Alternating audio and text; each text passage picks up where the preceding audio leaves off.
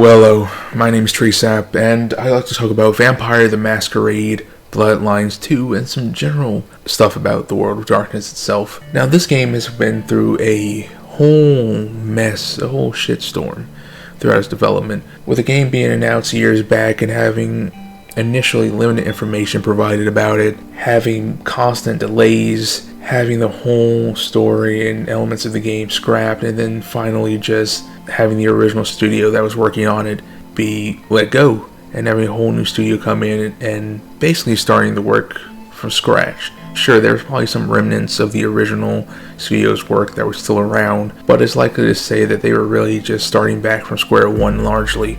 And because of that, my initial excitement upon its original announcement has just increasingly diminished over time, and being reduced to me basically saying, hey, I hope it's good, but I'm not going to hold out any hopes for it. And the recent information that we've been provided with does not really give me any reason to think this is going to be something that's particularly good, because what I saw did not fill me with much hope, and not even particularly because of the way it visually looked. I'm not the biggest graphic snob. If I was, I probably wouldn't return to the original Bloodlines because it's not particularly the best looking game. It has a wonderful aesthetic and it crafts a wonderful world, but we're just talking about raw fidelity in terms of graphics. It's nothing spectacular. And we're talking about looking at it through the eyes of a person existing in a modern day. And plus, I was very young when the original Bloodlines came out, so by the time I really came into being a person who could develop any type of taste and ideas of things, a lot of the modern graphics of today were already well on their way to being the main thing.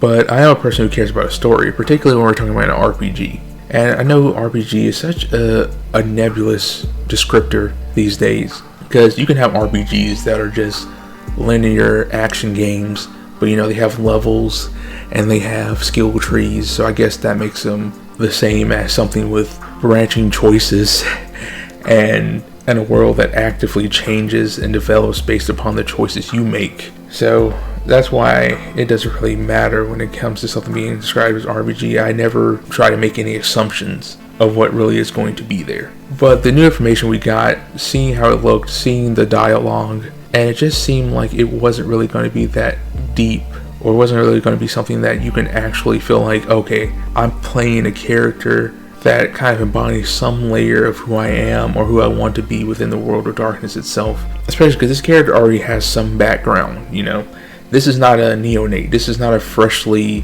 embraced vampire. This is an elder who's woken up, I imagine, from torpor, and they've been out for around 100 years or so, and they're an elder. So they've been within this, not just the world as a whole, but in vampire society for a very long time. Sure, they've been out of commission for a while, but all that time they spent before, they have a very deep understanding, and they should be relatively powerful. And there's already some things in the plot that make it so, okay, you're not just popping out of your long sleep as an OP individual who should just be able to basically brutalize the majority of the younger vampires you come across. Because while an elder doesn't mean you're the most powerful being around, there are more powerful vampires than elders. You have Methuselahs, who, depending on that individual, could have been sired by the antediluvians, who were the creators of all the clans, the founders. And these vampires can be thousands of years old with near godlike power in some cases. But you're still nothing to sneeze at in the grand scheme of the vampiric world. And I feel like that might limit some things to a certain degree. This person hasn't been around for a while, so they're still new to this modern world to some degree, and you have a thin blood trapped in your mind. I guess this person is going to be your Johnny Silverhand a la Cyberpunk. And originally I didn't know how much customization, but looking and reading some more stuff, there seems to be a little bit more customization than I initially thought. I was thinking for a second it was just going to be, you're just this person. And I haven't said their name yet, because I just don't like it. I'm looking at this centuries old vampire, and what is their name? Fire. Yes, Fire spelled with a P for some reason. And there seems to be a female version, which is the one we saw in there, and there seems to also there's going to be a male version you play as also. I don't know the full breadth of the customization. I gotta wait for more information on that, and we've only gotten one of the initial 4 clans that you can play, which is another thing that I find so disappointing. only 4 clans. And it only got worse when I saw that, okay, they said there's gonna be 4 clans on release, but we're gonna bring out DLC. And I found some information about people talking about this DLC is gonna be free. I don't know if that's 100% true. I hope it's free, because that just seems insane if it's not, especially with the fact that they've announced it so early.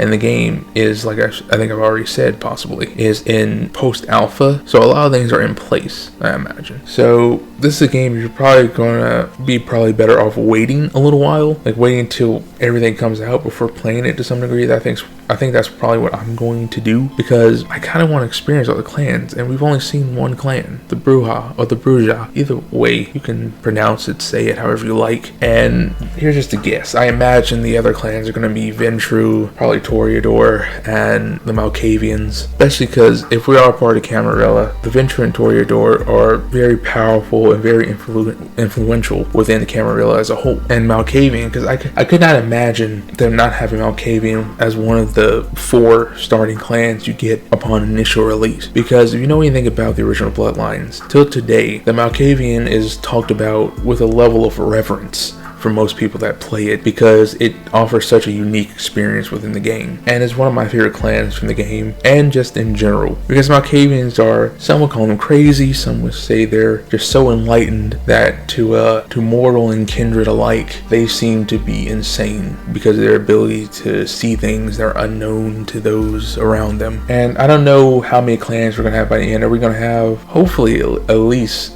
double that, hopefully at least 8, because there are like 12 clans, more if you want to bring in these other ones that probably wouldn't be playable in any case, no matter the situation, you know, these other clans, the other bloodlines. But I would be interested to see something like the Sombra, who in the Modern Knights are part of the Camarilla to some degree, with some splitting off from the Sabbat, and also the Banu Hukim, who also in some places are working with the Camarilla, because both would be interesting. They're 2 clans that I find pretty cool overall because of their own unique flavor they have. And I've been looking around, seeing other people's opinions, and a lot of people seem to share my hesitancy when it comes to purchasing this game, and also doubts about it being of any particular high quality. Of course, you have some defending it and saying, oh no, it's probably going to be great and wonderful, and who cares about clans being bundled as DLC, hopefully for free. But who knows, they might go full crazy and say, oh no, you gotta pay for you gotta pay for the other 4 or 5, 6, who knows how many clans they're going to include in total, along with probably some story DLC or whatever it may be. And if they charge for this DLC, it's just gonna be a mess, in my opinion. But I still hope, I hope they just made a misstep. I hope they did. I'm very doubtful that they did, because most of the time you would imagine someone would put their best foot forward when presenting something, especially a game that has a rabid fan base, as those who are very, very big fans of the original game. While it's not the most well-known title in the world, it is something big within the RPG community. The original Bloodlines has people who just love it. You know, they're still playing it today, years later, and people still doing mods for it and make sure the game is in the perfect state. So I'm just hoping, God, I am hoping that by the time it fully releases, that it is in a very good state.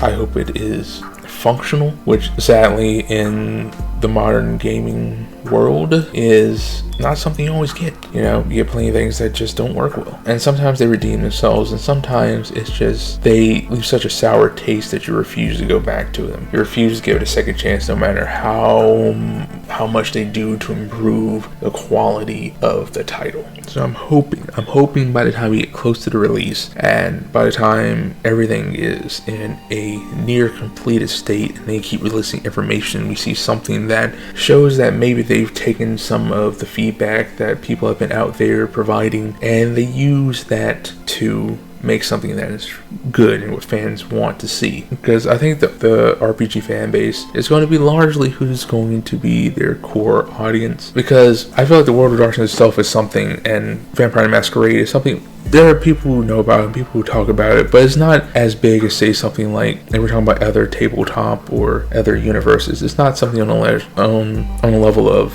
D&D, you know, where even if you ask somebody who's not into RPGs, not into tabletop or anything like that, that they'll probably know what D&D is, because it's something that's such a big part of just culture, you know, because it has movies.